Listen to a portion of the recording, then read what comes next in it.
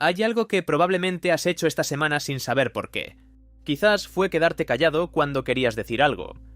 Quizás fue hacer todo lo posible para que alguien estuviera bien, aunque tú no lo estuvieras. Quizás fue ese momento en que alguien se alejó un poco y tú sentiste algo desproporcionado, algo que no podías explicar del todo. No es que seas demasiado sensible. No es que exageres. Es que hay una parte de ti que aprendió algo hace mucho tiempo y todavía lo recuerda.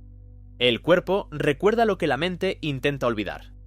Y a veces lo que recuerda es una ausencia. Piensa en un niño que llora y nadie viene. No porque los adultos sean malos, sino porque están ocupados, o agotados, o simplemente no saben cómo estar.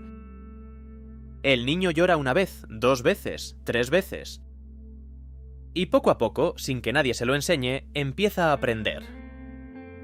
Aprende que sus necesidades no siempre tienen respuesta. Aprende que pedir puede ser inútil. Y aprende, sobre todo, que tiene que arreglárselas solo. Eso que aprendió ese niño no desaparece cuando crece.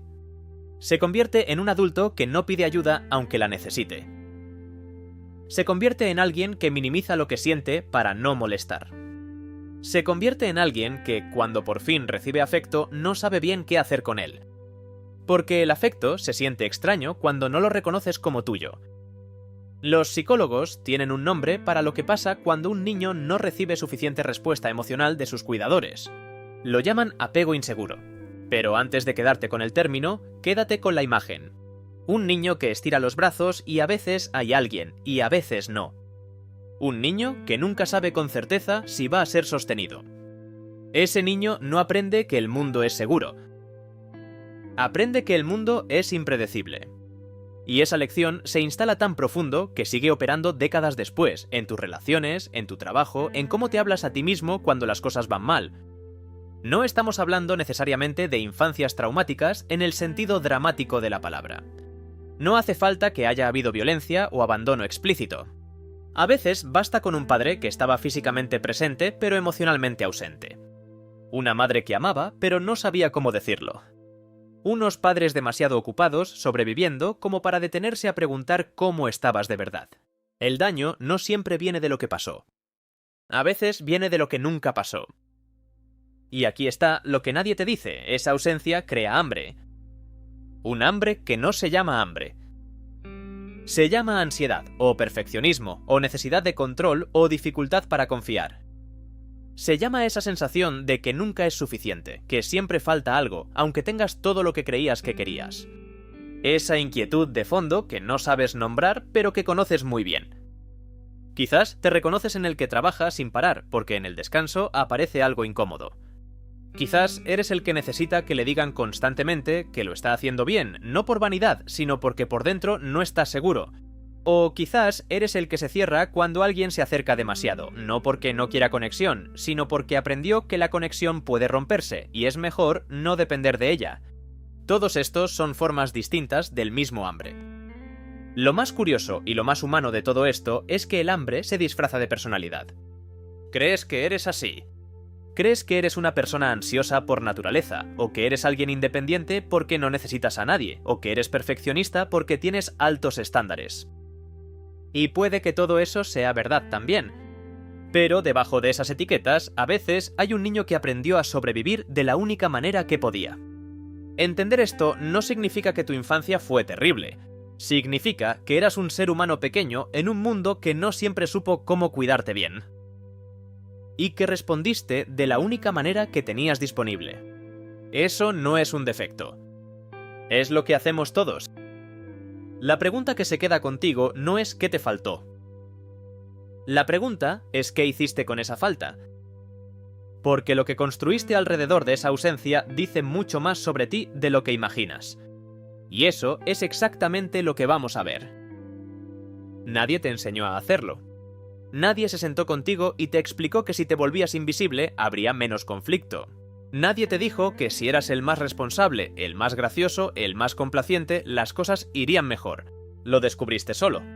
Lo fuiste construyendo día a día, sin darte cuenta, de la misma manera en que un árbol crece torcido cuando el viento siempre viene del mismo lado. De niño no tienes la opción de cambiar tu entorno. No puedes decidir que tus padres sean distintos, que tu casa sea más tranquila, que haya más espacio para lo que sientes. Lo único que puedes cambiar eres tú. Y eso es exactamente lo que hiciste. Encontraste la versión de ti mismo que funcionaba mejor en el mundo que te tocó. Eso no es debilidad. Es la forma más pura de inteligencia que existe a los 6 años. El problema viene después. Porque esa versión que construiste para sobrevivir entonces la sigues usando ahora. Y el mundo de ahora no es el mismo.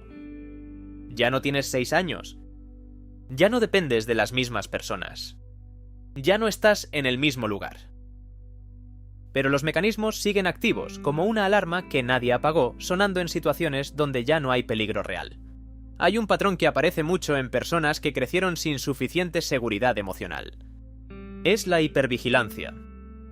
No en el sentido clínico y distante del término, sino en el cotidiano, ese radar interno que siempre está encendido, escaneando el ambiente, leyendo los gestos de los demás, detectando cambios de humor antes de que el otro los haya notado siquiera.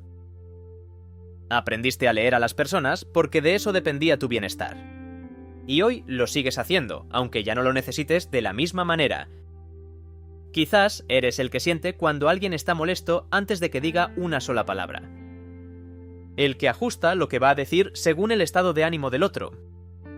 El que revisa el tono de un mensaje 10 veces antes de enviarlo porque no quiere provocar algo. Eso que a veces llamas intuición o sensibilidad o simplemente ser considerado tiene raíces más profundas.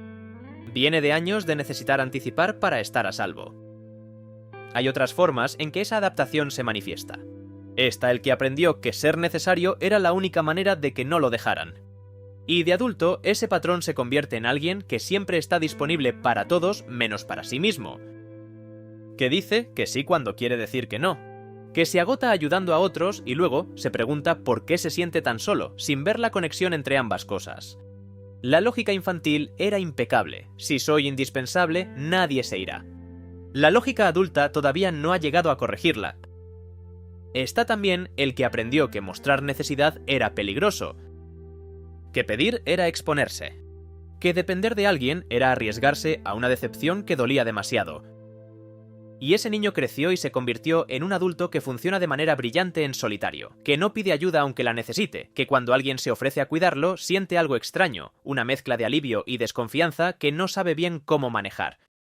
La independencia, que tanto le admiran, tiene un precio que nadie ve. Y luego está el que aprendió a desaparecer, a no ocupar espacio, a no tener necesidades visibles porque las necesidades visibles generaban problemas. Ese niño se volvió experto en adaptarse a lo que el otro quería, en borrar sus propias preferencias, en no saber ya qué quiere porque lleva tanto tiempo sin preguntárselo. De adulto, ese patrón se llama de muchas formas. A veces se llama ser flexible. A veces se llama no saber quién eres. Lo que todos estos patrones tienen en común es que funcionaron. Eso es lo importante que no se dice suficiente. No son errores, no son señales de que algo está roto en ti. Son soluciones que un ser humano pequeño encontró para un problema real. El niño que se volvió hiperatento lo hizo porque necesitaba anticipar. El que se volvió indispensable lo hizo porque necesitaba pertenecer. El que se cerró lo hizo porque necesitaba protegerse. Todos tenían razón en su momento. El momento en que esto cambia no es cuando decides que eres disfuncional y tienes que arreglarte. Ese enfoque no funciona porque parte de una premisa falsa. El momento en que algo puede cambiar es cuando empiezas a ver el patrón con curiosidad en lugar de con juicio. Cuando puedes mirar al niño que fuiste y entender que hizo lo mejor que podía con lo que tenía. No estás roto.